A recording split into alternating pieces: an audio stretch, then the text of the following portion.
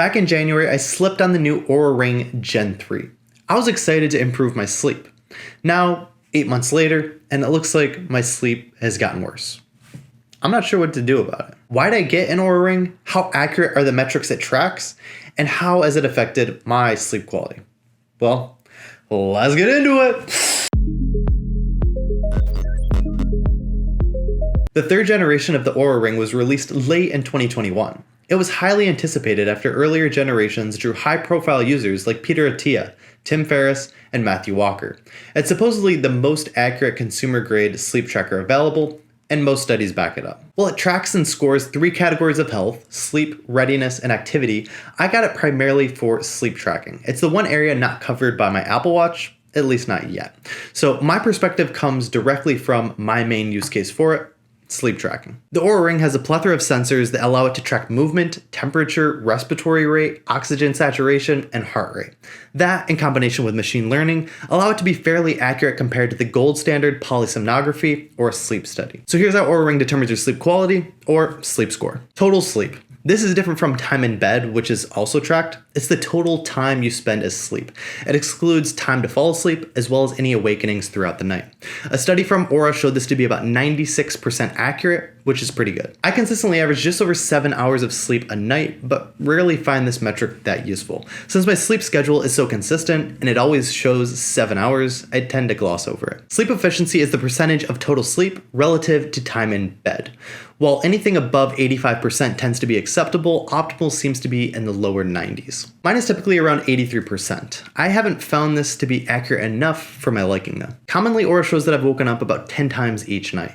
And while I understand that humans wake up throughout the night without realizing or remembering it, it makes it hard to gauge how accurate it really is. I only remember waking once last night, yet the chart shows many awakenings. Other times, it'll say that I've slept through the entire night, but I remember waking up from a nightmare. Because of these issues, I tend not to trust the metric that much and don't really find it that useful. Restfulness. This is a gauge for how much tossing and turning occurred during your time in bed. Mine is always horrible. I can't tell you the last time that Oura didn't say, pay attention for this metric. Yeah, I've never thought of myself as being restless. And on top of this, I have no clue how to fix it. Oura provides suggestions like optimizing bedroom temperature, light, and luminance. Yeah, I have soundproof blackout curtains installed, a chilled mattress pad, and a programmed thermostat. Oura also suggests limiting alcohol, food, and caffeine intake near bedtime, yet I never do any of these anyways. Oura has other useful suggestions too, but the fact is, my sleep hygiene is pretty good.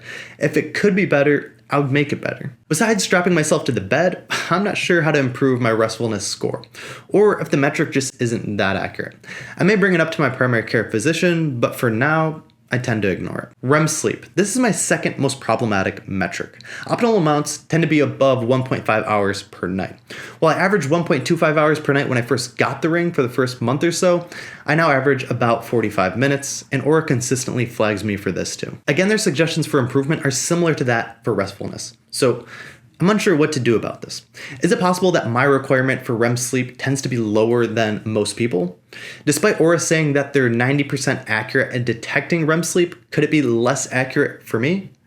Without knowing these answers, I can't use this metric. Deep sleep. An Oura study indicates this to be about 90% accurate, similar to that of REM sleep, which is pretty good.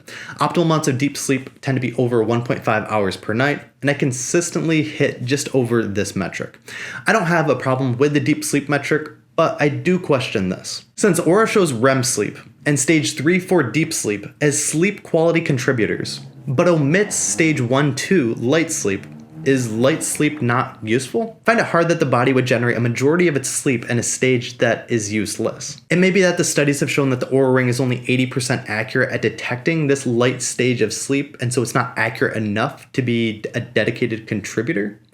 I'm not sure, it's just a guess. With most of my sleep being that stage 1-2 light sleep, my total sleep score tends to suffer due to limited REM and deep sleep.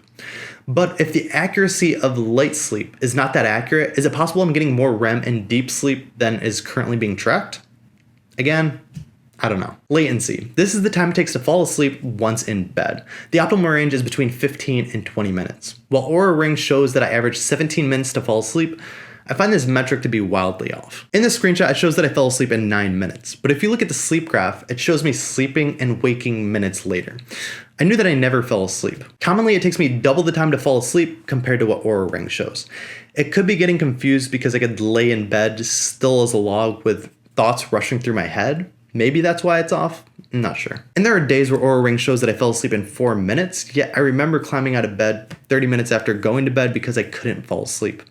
Now, I'm not saying I have insomnia or serious issues falling asleep, but I do know this is an area that I suffer, and Oura Ring doesn't indicate that. And timing. This is the consistency at which you go to bed and wake up at the appropriate time each day. Mine is always optimal. Like I mentioned, my sleep schedule is pretty strict, so I go to bed about 9 p.m. each night and wake up at 7 a.m. each morning, so it always shows this as not being an issue for me. All these contributors are combined into one sleep score.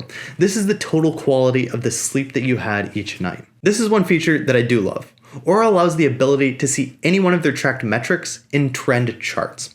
Instead of obsessing over one night's sleep, you can see the day-to-day, week-to-week, or month-to-month average. I find the accessibility of the Oura data to be quite useful, but it hasn't translated to improved sleep for me. My sleep score started at 78 in January and now sits around 70.